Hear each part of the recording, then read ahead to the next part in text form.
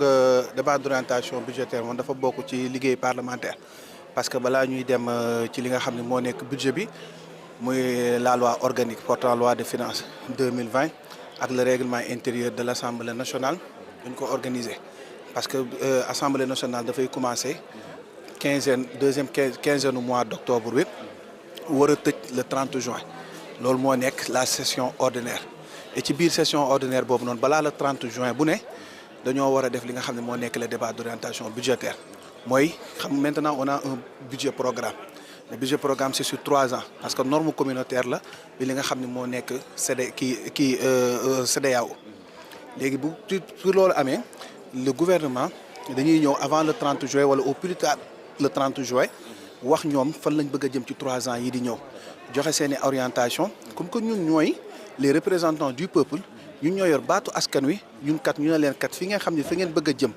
ci at yi di ñëw lii la ci peuple bi soxla ak lii la ci soxla ak lii moo nekk seen i jafe-jafe pour ñoom bu ñuy defar li nga xam ne moo nekk le budget bi nga xam ne mooy nekk 2025 ak le budget 2026 ak li nga xam ne moo nekk 2027 ñoom ñu mën a tenir en compte ci li nga xam ne ñun wax na leen ko bu ko defee ñu mën a am li nga xam ne moo nekk la loi de finances donc le débat d'orientation budgétaire c'est pour préparer le projet de loi de finances pour expliquer joxe ay orientation entre le gouvernement ak li nga xam ne moo nekk le pouvoir législatif parce que ñun ñoo yor li nga xam ne moom moo nekk le contrôle de l'action du gouvernement.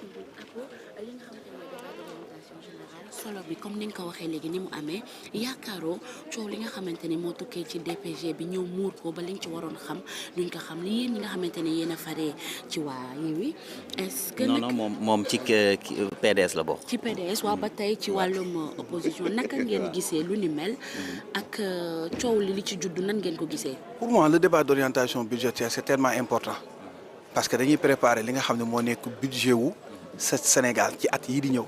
rawatina 2025 parce que au mois d'octobre la ñu war a voter commencer li nga xam ne moo nekk beneen session ordinaire pour l'année 2025 pour le budget donc loolu nga xam ne si lañu war a waxtaanee wàllum santé wàllum éducation wàllum li nga xam ne moo jëm ci lépp loo xam ne nekkinu askan wi la yaakaar naa moo ëpp importance lépp et que aujourd'hui on nous a convoqué pour le débat d'orientation budgétaire pour man lenn warul nekk au-dessus ci débat d'orientation budgétaire bi parce que ëllëgu askan wi la ñuy waxtaanee ëllëgu sénégalais la ñuy waxtaanee nan la ñuy def ba régler seen i jafe-jafe nan la ñuy def ba mën a am un budget boo xam ne dinañ mën a permettre ministère de la santé tey ñu mën a jàppale li nga xam ne moo nekk hôpitaux yi dinañ permettre enseignants yi ñu mën leen a fay dina permettre ñi liggéey ci administration nan la ñuy mën a def ba fexe ba dund gi wàññeeku ba sénégalais yi ku bëgg a faju ku bëgg a lekk ku bëgg a naan ba sénégalais yi mën a gis li nga xam ne moo nekk seen bopp ci réew mi yaakaar naa loolu moo ëpp importance débat bi nga xam ne soulevé nañ ko tey ci li nga xam ne moo jëm débat d'orientation donc man li ma fi tax a ñëw daal c'est le débat d'orientation budgétaire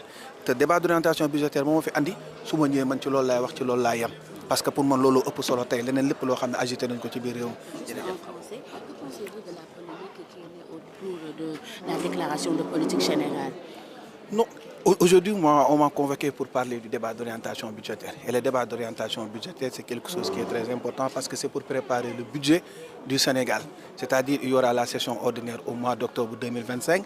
Et maintenant, aujourd'hui, c'est quelque chose qui est encadré par la loi organique, mais aussi par le règlement intérieur. Et on nous a convoqué aujourd'hui en session ordinaire parce que dès demain, la session ordinaire sera fermée. Donc la session sera close. Donc aujourd'hui, on est là pour parler du débat d'orientation budgétaire. Je ne suis pas là pour parler de déclaration de politique générale. Parce que le débat d'orientation budgétaire, c'est beaucoup plus important. C'est l'avenir du pays, c'est l'avenir des Sénégalais. On parle du futur, du devenir des Sénégalais. Donc on ne peut pas être là à parler de déclaration de politique générale. La déclaration de politique générale ne peut pas être au-dessus du débat d'orientation budgétaire. Parce que le débat d'orientation budgétaire est beaucoup plus important. On parle du budget.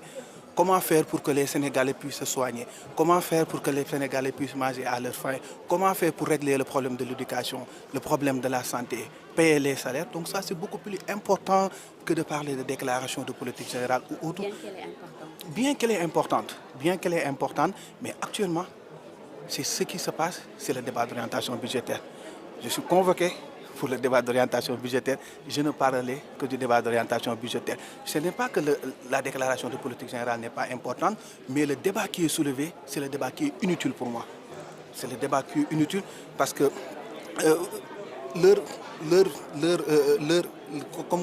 comme on dit, les urgences sont ailleurs. Les urgences sont ailleurs. C'est la raison pour laquelle moi je ne parlais que du débat d'orientation budgétaire. Mais n'empêche, la déclaration de politique générale est importante, mais c'est le débat qui est inutile.